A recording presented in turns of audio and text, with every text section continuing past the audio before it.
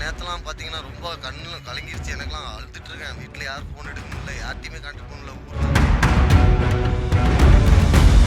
கடலையும் பாதி கடம்பக்குளம், அந்த கடம்பக்குளம் உடஞ்சிச்சுன்னா திருச்செந்தூர் வரைக்கும் ஒரு ஏரியா மிஞ்சது. டோல்கேட் முடியும் எப்படியும் குறைஞ்சது ஒரு 200 கண்டருக்கு மேலே இருக்கு. பேச முடியலண்ணா. இப்போ வரைக்கும் டவர் கட் பண்ணி வச்சிருக்காங்கண்ணா. மெயினாக அவங்களுக்கு டவர் கொடுத்தா கூட போதும்.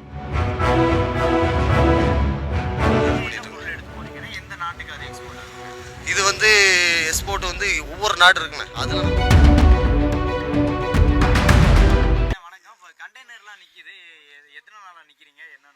ஆனால் கண்டெய்னர் பார்த்தீங்கன்னா நேற்று காலையிலேருந்தே நிற்கிதுண்ணா. இதுலேருந்தே பார்த்தீங்கன்னா ஒரு 50 கிலோமீட்டர் தூத்துக்குடி. இதுக்கு முன்னாடிலேருந்து எல்லா வண்டியுமே கண்டெய்னர் எல்லாமே நிப்பாட்டி போட்டாங்க. முன்னெச்சரிக்கையாக போலீஸு அங்கங்கே நின்று ஓரம் கட்டிடுங்க, இதுக்கு மேலே போக முடியாது, காவா உடையிற மாதிரி இருக்குது அப்படின்ட்டாங்க. தூத்துக்குடி ஃபுல்லாக வெள்ளம், திருநெல்வேலி வெள்ளம். இந்த ஆற்று ஓரமாக இருக்கிற பகுதியில் எல்லாருமே போவோம், ரொம்ப கஷ்டப்பட்டுட்டு இருக்காங்க. அவங்களுக்கு ஒரு நல்ல இது கிடச்சிதுன்னா நல்லாயிருக்கும். கரண்ட்டு கிடையாது மெயினாக, யார்ட்டையும் பேச முடியல. வீட்டிலலாம் பார்த்தீங்கன்னா சின்ன குழந்தைலாம் இருக்காங்க. நாங்களாம் ஒவ்வொரு நிமிஷமும் தவிச்சிட்டு இருக்கோம். வெளியே போயிட்டு இருக்கோம். தண்ணி வேறு ஏரியாக்குள்ளே போயிட்டுட்டாங்களா. நான்லாம் நேற்றுலாம் பார்த்தீங்கன்னா ரொம்ப கண்ணில் கலங்கிருச்சு. எனக்குலாம் அழுதுட்டு இருக்கேன். வீட்டில் யாரும் ஃபோன் எடுக்க முடியல, யார்ட்டையுமே கான்டாக்ட் பண்ணல. ஊரில் என் ஊர் பார்த்தீங்கன்னா புறையூர், இங்கேருந்து ஒரு 35 கிலோமீட்டரு. அங்கேயுமே வாய்க்கா கடம்பா எல்லாமே உடஞ்சி. எங்கள் ஊரில் கடம்பாக்குளம் இருக்குது பார்த்துங்க. கடலையும் பாதி கடம்பாக்குளம்பாங்க. அந்த கடம்பாக்குளம் உடஞ்சிச்சுன்னா திருச்செந்தூர் வரைக்கும் ஒரு ஏரியா மிஞ்சது. அவ்வளோ பெரிய தண்ணி இருக்கும். அந்த இடமே வந்து சைடில் உடஞ்சிருச்சு, வயல்லாம் நிறைஞ்சிருச்சின்னு சொன்னாங்களா. அதெல்லாம் ரொம்ப பயமாக இருக்குது. பேச முடியலண்ணா. இப்போ வரைக்கும் டவர் கட் பண்ணி வச்சுருக்காங்கண்ணா. மெயினாக எங்களுக்கு டவர் கொடுத்தா கூட போதும். சார்ஜி கூட கரண்ட்டு கூட அங்கங்கே ஏதாவது இன்வெர்டர் வீடு அங்கங்கே இருக்கிறத பற்றி போட்டிக்கிடுவாங்க காரில். இல்லாது எங்களுக்குலாம் பார்த்தீங்கன்னா இங்கே சாப்பாடு கடையே 1-2 தான் இருக்குது. டீ கடையை வச்சு தான் சாப்பிட்டுட்டு இருக்கோம். நேற்றுலேருந்தே பட்னி பசிமாக இருக்கும். வீட்டை நினச்சி சாப்பாடு எங்கே இறங்குது. பாவம் பிள்ளைங்களாம் ரொம்ப கஷ்டப்படுறாங்க. சின்ன குழந்தைங்க வச்சுக்கிட்டு நம்மளே இப்படி இருக்கோம். அத்தியாவசிய பொருள் ஒன்றும் இல்லையா, கிடைக்கலையா, பால் சாப்பாடுகள் ஒன்றுமே இல்லாமல் பாவம் தவிச்சிட்டு இருக்காங்க. நேற்று காலையில் ஒரு 11 மணிக்கு முன்னாடி வரைக்கும் எனக்கு டவர் கிடச்சி. விட்டு கேட்டுட்டு இருந்தோம். ஊரை பற்றி எல்லா ஊரை பற்றி விஷயங்கள் கேட்டுட்டு இருந்தோம். அதுக்கப்புறம் எங்களுக்கு சுத்தமாகவே டவர் ஒன்றுமே இல்லையா, ஒன்றுமே தெரிஞ்சிக்க முடியல.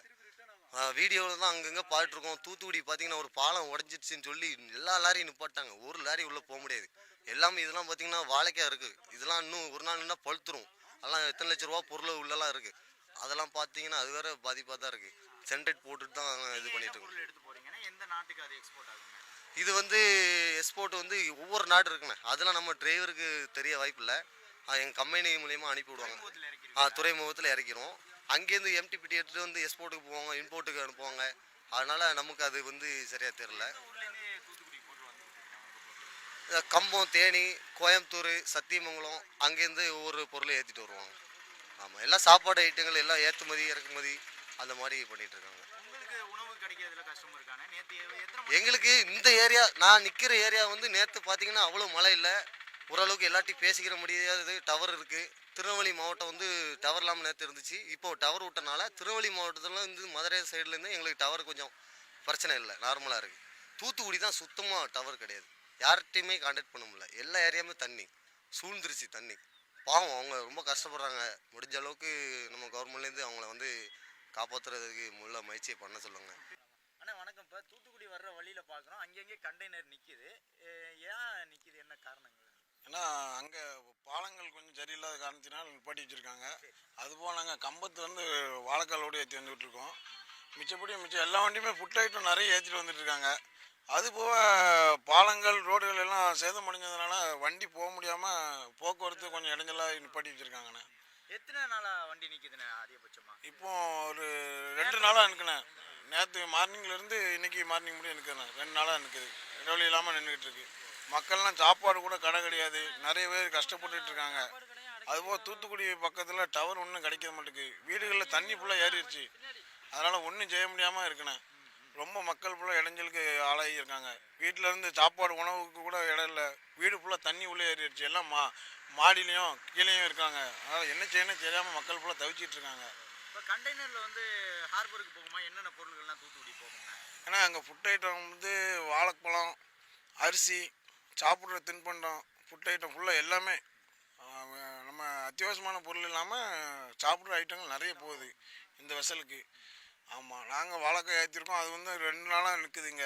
எந்த ஊர்லேருந்து கொண்டு போறீங்க? எது மூலம் எந்த நாட்டுக்கு அனுப்பப்படும் அந்த வாழைக்காய்? ஏன்னா இங்கே கம்பத்துலேருந்து எக்ஸ்போர்ட் பண்ணி நேராக சவுதி போகுதுண்ணே. இங்கேருந்து மிச்ச பொருள் நிறைய பொருள் வந்து லண்டனு, சவுதி அந்த மாதிரி நாடுகளுக்கு, நிறைய நாடுகளுக்கு போகுதுண்ணே. எத்தனை கண்டெய்னர் நிற்கும்ண்ணா இப்போ தூத்துக்குடி வர இங்கேருந்து? இப்போ இங்கேருந்து எடுத்துக்கிட்டிங்கன்னா எட்டயபுரத்துலேருந்து நம்ம டோல்கேட் முடிய எப்படியும் குறைஞ்சது ஒரு 200 கண்டனருக்கு மேலே நிற்கும்ண்ணே. அவ்வளோ கண்டனர் வந்து பாதிக்கப்பட்டு தான் நிற்குதுண்ணே, இறக்க முடியாமல். சாப்பாடுலாம் கிடைக்குதானே? கடையெல்லாம் மூடி இருக்கே, எப்படி சாப்பிட்றீங்க? என்ன பண்ணுறீங்க? சாப்பாடுலாம் கிடைக்க மாட்டேங்குண்ணே. அப்பப்போ அந்த டீ குடி, டீயும் வடையும் சாப்பிட்டுட்டு தானே இருக்கோம். டிரைவர்களுக்கு பொறுத்தளவுக்கு டீயும் அந்த வடையும் தானே சாப்பாடு மாதிரி போய்கிட்டு இருக்கு. இப்போ எப்போ உள்ளே போக முடியும் அடுத்து தூத்துக்குடியில்? அடுத்து அவங்க அங்கேருந்து தகவல் கொடுத்தா தான் அங்கேருந்து போக முடியும். மிச்சப்படி போலீஸ் வந்து அங்கங்கே செக் போஸ்ட் போட்டு முன்னெச்சரிக்கை பண்ணியிருக்காங்க. நல்லது, முன்னாடியே கொஞ்சம் தகவல் கொடுத்து நிப்பாட்டி வச்சுருக்காங்க. அவங்க பண்ணுறது ரொம்ப நல்லதாக இருக்குது எங்களுக்கு.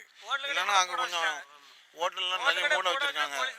அதனால் எங்களுக்கு சாப்பாடு கூட இல்லை. ஏதாட்டும் கொஞ்சம் டிரைவர்களுக்கு கொஞ்சம் பார்த்து கொஞ்சம் சப்போர்ட் பண்ணால் கொஞ்சம் நல்லாயிருக்கும். டிரைவர்கள்லாம் ரொம்ப 3 நாளாக இங்கே இருக்காங்க. 3 நாளாக இருக்கிற மக்களும் இருக்காங்க. நிறைய பேர் வண்டி தண்ணியில் முங்கி நிற்குது, வண்டியும் நிற்குது. அதை கொஞ்சம் பார்த்து ஏதாட்டும் செஞ்சால் தமிழ்நாடு அரசு ஏதாட்டும் கொஞ்சம் நல்லா இருக்கும் மக்களுக்கு.